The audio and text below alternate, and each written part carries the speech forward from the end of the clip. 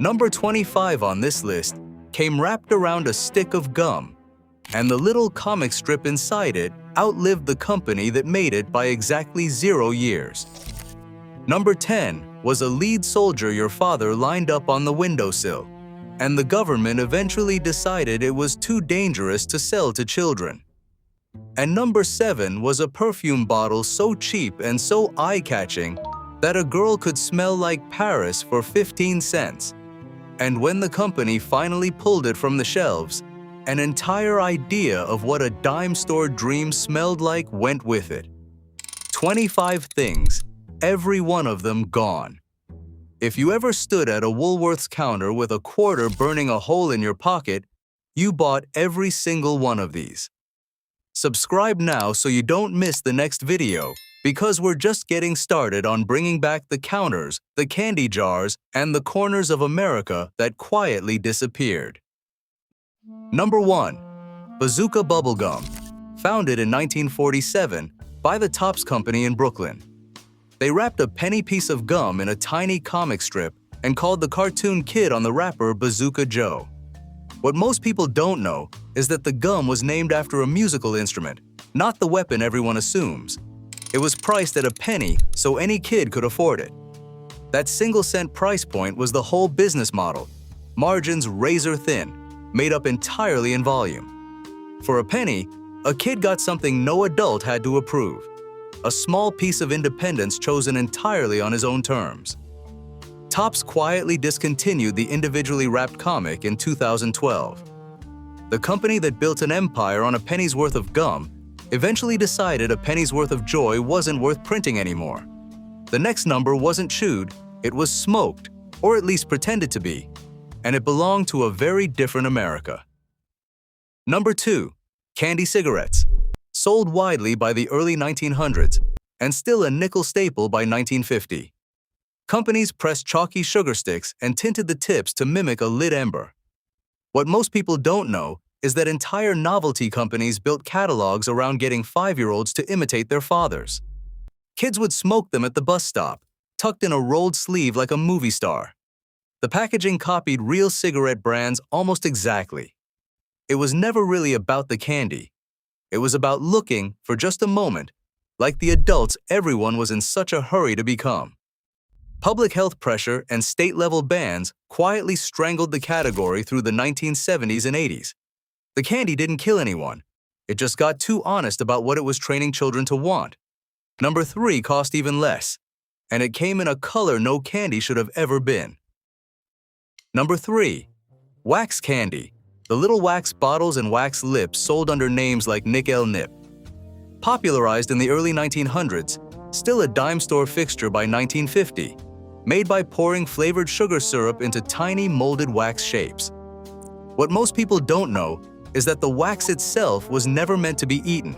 The syrup inside was the actual candy, and the wax was just the container. Kids chewed the wax anyway, for hours, like a strange rubbery gum. It cost almost nothing to manufacture, which is exactly why it was priced at a nickel. The joke was always on whoever forgot the wax wasn't candy at all, and somehow that never stopped anyone from buying it again. Original manufacturers folded or were absorbed decade after decade, and the syrup in wax format all but vanished. What's left today is a novelty reproduction of a candy that used to just be candy. The next number didn't melt in your mouth. It sat in a glass counter case, and it cost real money, a full 10 cents. Number 4. The 10-cent comic book. Standardized at a dime by the 1930s, and still exactly a dime on the spinner rack in 1950. Publishers packed 32 pages into a single coin, dime after dime, printed by nearly every major comics company in the country. What most people don't know is that the 10-cent price held firm through the entire Great Depression and World War II, an almost unbroken promise to American kids. Paper costs, ink costs, printing costs, none of it moved the number for over 20 years. For a dime, a kid bought an entire afternoon and the right to imagine himself as someone far braver than he actually was. In 1961, the price finally cracked to 12 cents, and within a decade, It kept climbing past any child's pocket change. The dime comic didn't get worse. It just stopped being something a kid could afford alone. Number 5 wasn't a comic at all. It was a whole novel, shrunk down to fit in a coat pocket. Number 5. The Big Little Book. Introduced in 1932 by the Whitman Publishing Company, thick little bricks of a book pairing a page of text with a facing illustration, following characters like Dick Tracy and Buck Rogers. What most people don't know is that these squat, nearly cube books sold in the millions during the Depression because they were priced at a dime when a real novel cost $1 or more. They were, in a real sense, the first mass-market franchise tie-in books for children. A dime bought a whole story small enough to carry around, finished in an evening, and treasured far longer than that. Whitman scaled the format back through the 1950s as licensed comic books took over the same audience for the same dime. The format didn't fail, it just got outcompeted by its own cheaper cousin. Before number 6, tell me something, we're about to hit the halfway mark on this list. Before we continue, tell me in the comments which one of these 5 you remember first: the Bazooka gum, the candy cigarettes, the wax bottles, the dime comics, or the Big Little Books. I read every single one, and I want to know which counter you were standing at. Number 6. Paper doll booklets. Published by companies like Whitman, Salfield, and Merrill starting in the 1920s, sold for a dime by 1950, a folded cardboard doll with pages of clothing to punch out and dress her in. What most people do not know is that these booklets were often tied directly to Hollywood stars and radio actresses, making them some of the earliest licensed celebrity merchandise sold to children. Publishers rushed a new star's paper doll to shelves within weeks of a hit movie. For a dime, a girl got to decide, entirely on her own, what a glamorous life might actually look like. Licensed paper dolls faded through the 1960s as television and plastic dolls replaced the format entirely. Nobody announced the end. The dime booklets just stopped showing up on the rack one season and never came back. The next number smelled like Paris, and it cost less than a candy bar. Number 7. Evening in Paris perfume. Launched by the French house bourgeois in the 1920s, and by 1950 sold in dime stores nationwide in its own distinctive bottle for as little as 15 cents. What most people don't know is that this was a deliberate strategy, a genuine French-formulated perfume, repackaged cheaply enough that a factory girl could smell as expensive as a wealthy woman. The bottle and label were designed to look luxurious next to the chewing gum. Millions of American women owned one before they owned a passport. 15 cents bought the idea that glamour wasn't reserved for people with more money than you had.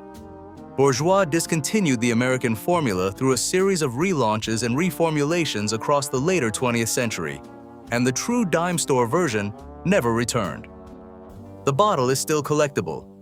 The smell inside it is gone for good. Number 8 sat right next to it on the same counter, in a very different color. Number 8. Tangee lipstick.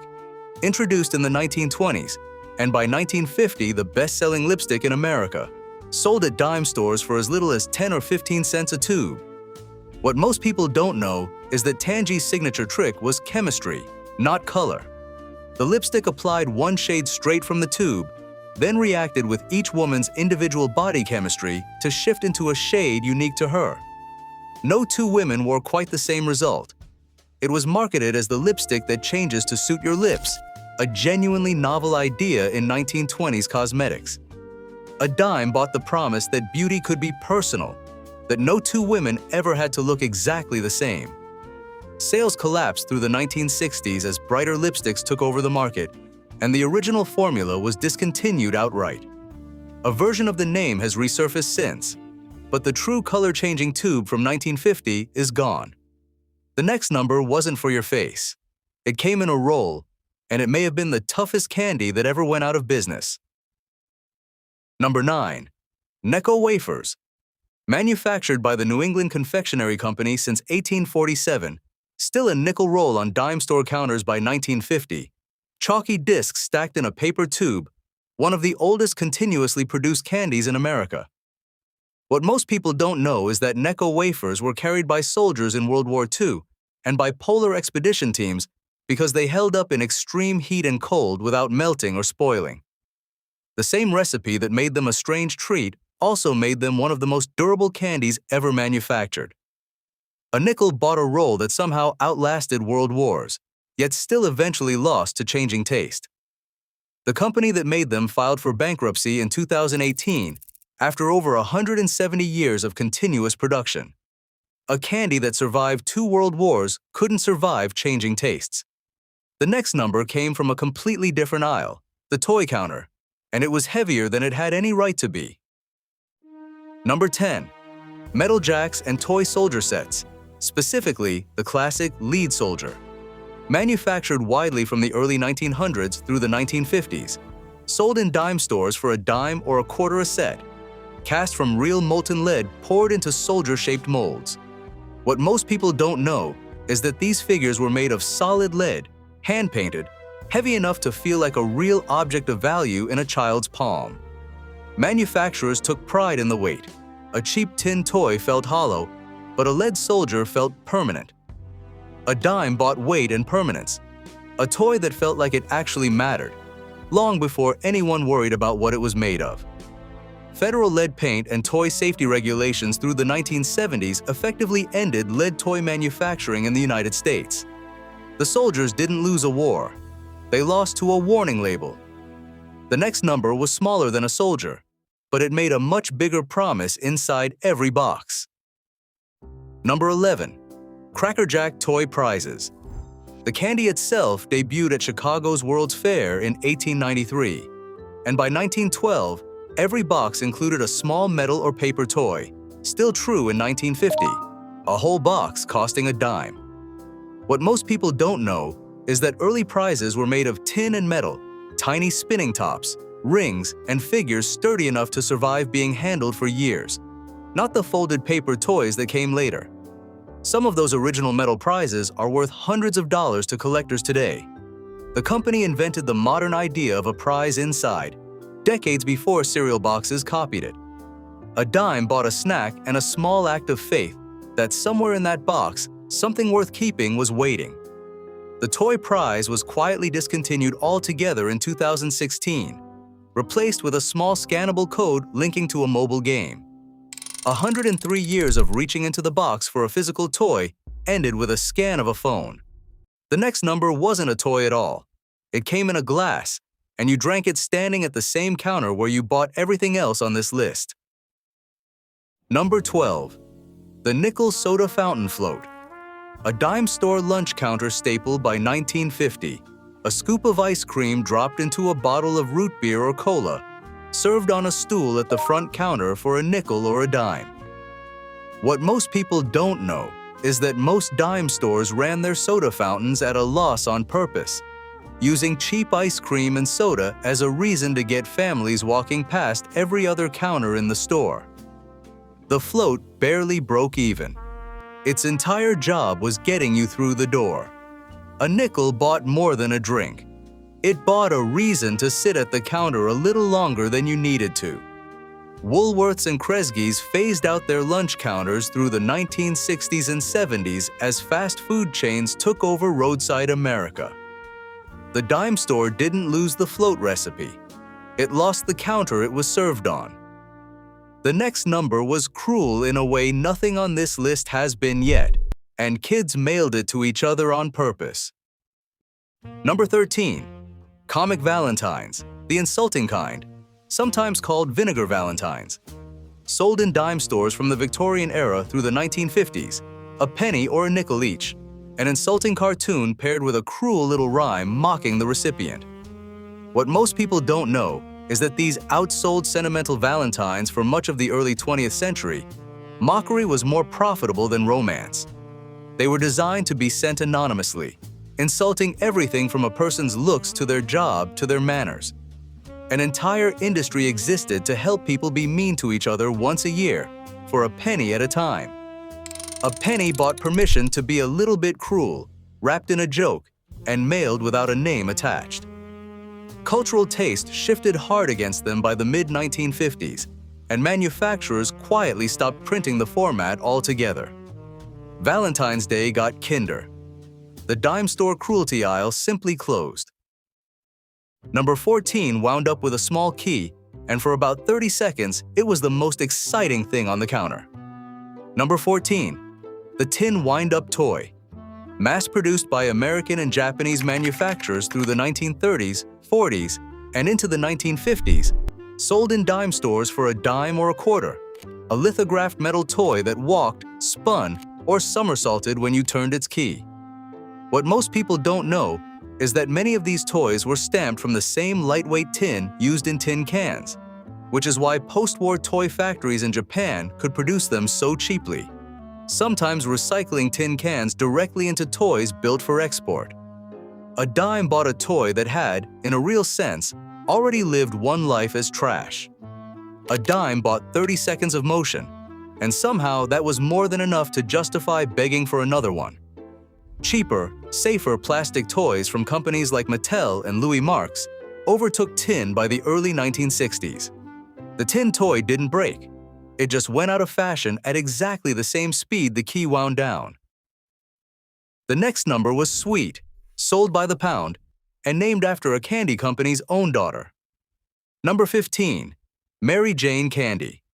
Introduced in 1914 by the Charles N. Miller Company, a peanut butter and molasses taffy wrapped in wax paper, sold loose from the penny candy jar or individually for a cent or two by 1950.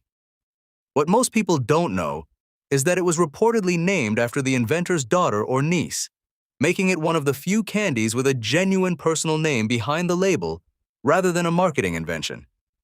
The peanut butter molasses combination was unusual enough that competitors spent years trying to copy it. A penny bought a candy stubborn enough to lock your jaw shut, and somehow that struggle was half the appeal. The original manufacturer changed hands repeatedly through the 20th century, and later reformulations altered the taffy recipe enough that longtime customers noticed the difference. The name survived. The dime store version of the taste largely didn't. Number 16 chewed like licorice and tasted like nothing else on the candy counter. Number 16. Blackjack chewing gum. Introduced by the Adams Company in 1884, still a nickel pack on dime store racks in 1950, a striped stick flavored with real licorice, one of the very first flavored chewing gums ever mass-produced. What most people don't know is that Blackjack predates almost every other flavored gum in America by decades, and its wrapper design barely changed in over 60 years of production. It was one of a small handful of old guard gums, alongside Clove and Beeman's, that older relatives sought out because nothing else tasted like them. A nickel bought a flavor nobody makes quite the same way anymore, sharp enough that you never forgot the first piece. Adams discontinued the gum in the 1970s. It was briefly revived decades later, but never returned to daily dime store shelves in its original form. Number 17 didn't have a wrapper or a flavor at all, and it rolled instead of chewed. Number 17. The bag of marbles. Sold in dime stores from the early 1900s through the 1950s for a nickel or a dime. A small mesh or cloth sack of glass or clay marbles, including the prized swirled cat's eye variety. What most people don't know is that marbles were, for decades, one of the few genuinely universal childhood games in America, played the same basic way in city alleys and farm towns alike, requiring no equipment beyond the marbles themselves and a patch of dirt. A dime bag could occupy an entire neighborhood of kids for an entire summer. A dime bought an entire summer's worth of games, requiring nothing more than a patch of dirt and a good aim. Organized marbles leagues and schoolyard tournaments faded through the 1960s as paved playgrounds and television replaced dirt lots and outdoor free time. The marbles themselves never disappeared. The culture built entirely around them did. Number 18 came on a string instead of a stick, and it took real skill to keep it going. Number 18, the Duncan yo-yo. Popularized nationwide starting in the 1920s by Pedro Flores and later the Duncan Toys Company. Sold in dime stores for a quarter by 1950. A wooden disc on a string that Duncan turned into a genuine childhood obsession through traveling demonstrators. What most people don't know is that Duncan sent professional yo-yo demonstrators into dime stores across the country to run contests and teach tricks right there on the sales floor. The company essentially invented the traveling brand demonstration decades before modern marketing caught up. A quarter bought a toy and, for one afternoon, a live show. A quarter bought a toy and, for one afternoon, a genuine performance, right there on the sales floor.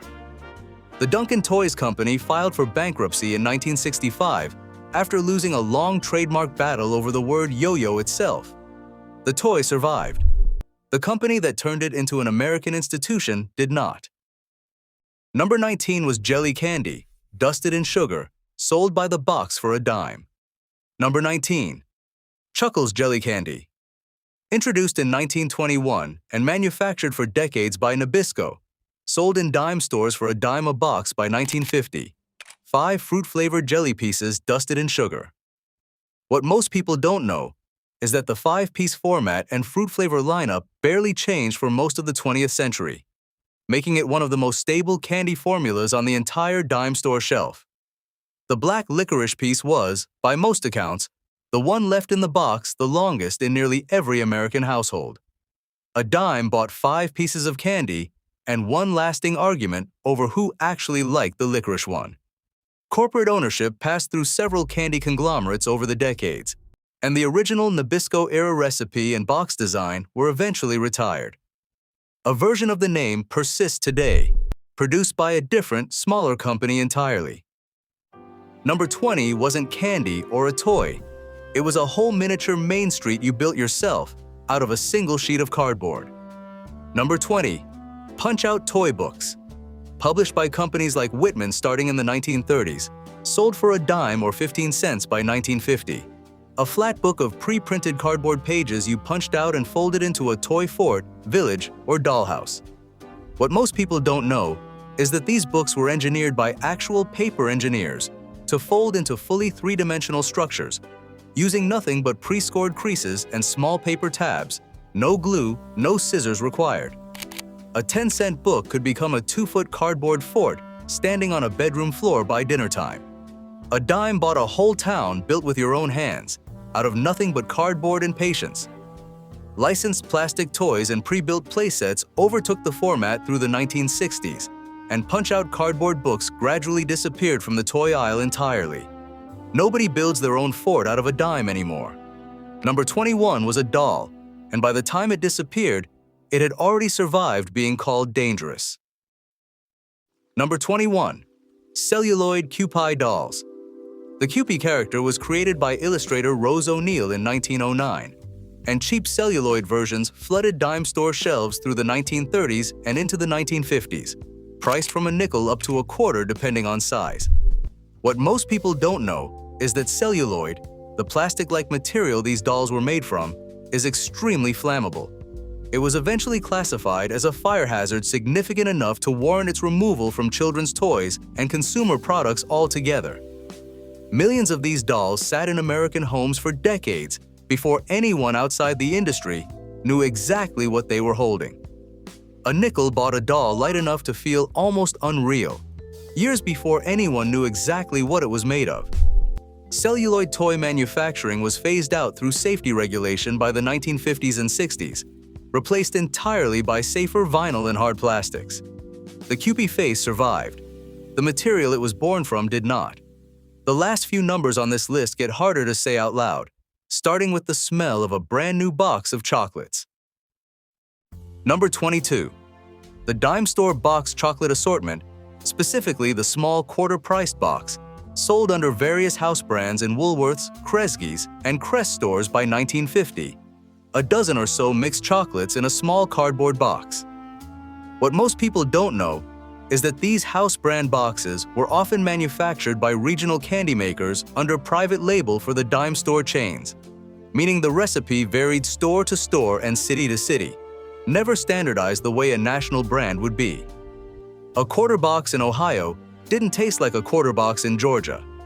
A quarter bought an entire box of mystery, no two pieces ever quite the same from one store to the next. As dime store chains like Woolworth's, Kresge's, and Kresge consolidated or closed through the later 20th century, the house brand assortment boxes disappeared along with the private labels that made them. National candy brands filled the gap. but the quarter box itself never came back. Number 23 came with its own sound effects, and every kid on the block wanted one for Christmas. Number 23. The cap gun and roll of caps. Sold in dime stores for a dime or a quarter through the 1940s and 50s. A die-cast metal toy revolver paired with a paper roll of tiny charges that popped and smoked when struck. What most people don't know is that the paper caps used real, if minuscule amounts of a gunpowder-like compound, meaning a child playing cowboys in the backyard was, in a very small and heavily regulated way, setting off actual explosive charges with every pull of the trigger. Entire Saturday afternoons were built around the smell of spent caps drifting across a yard. A quarter bought noise, smoke, and an entire afternoon spent negotiating who was still alive. Rising safety concerns and changing toy regulations pushed cap guns out of mainstream dime store shelves by the 1970s. The cowboy didn't disappear from American childhood. He just stopped carrying a gun that actually made noise. The second-to-last number on this list wasn't a product at all. It was a surprise you paid for without knowing what was inside. Number 24. The grab bag. A dime store staple from the early 1900s through the 1950s. A small paper bag stapled shut, sold for a nickel or a dime, containing a random assortment of tiny toys, trinkets, or candy the buyer couldn't see until they opened it. What most people don't know is that grab bags were one of the earliest examples of what's now called a mystery box business model. Stores mixed a few good prizes among mostly cheap filler, betting the thrill of not knowing would keep kids coming back regardless of the odds. It taught a generation to gamble a dime on hope. A nickel bought a gamble, a bag you couldn't see into, and the very real chance of walking away disappointed. Changing retail liability standards and shifting marketing practices phased the format out of mainstream stores by the 1960s and 70s. The mystery survived. It just moved into vending machines and video games instead of a paper bag on a counter. And the last one on this list is the one that started this entire video, and the reason none of the other 24 ever really left us alone. Number 25. Bazooka Joe himself, not the gum, but the actual comic strip printed inside every wrapper, running continuously from 1953 all the way to 2012, the single longest-running candy mascot cereal in American advertising history. What most people don't know is that the comic ran for 59 straight years with barely any interruption, following the same handful of characters through jokes that barely changed decade to decade, until it was replaced by trading card-style facts in a final rebrand. Whole generations of Americans, separated by 50 years, unwrapped the same character on the same tiny strip of wax paper. It was never a great joke. It didn't have to be. 59 years of kids read it anyway, one wrapper at a time. Topps ended the comic strip permanently in 2012, closing out the longest single piece of continuous advertising most Americans will ever unknowingly memorize. A whole childhood's worth of terrible jokes, folded into a wrapper, stopped printing for good. These 25 things didn't wear out. They weren't used up. They were regulated away, bought out, reformulated, or simply quietly discontinued by companies that decided a nickel's worth of joy wasn't worth the shelf space anymore. Which one of these was sitting in your pocket, or your mother's purse, or your grandfather's shirt? Not the object itself, the walk to the counter to buy it, the specific coin in your hand, the person standing next to you. What does remembering it actually bring back? Tell me in the comments. Subscribe, because there is a lot more of this country left to remember.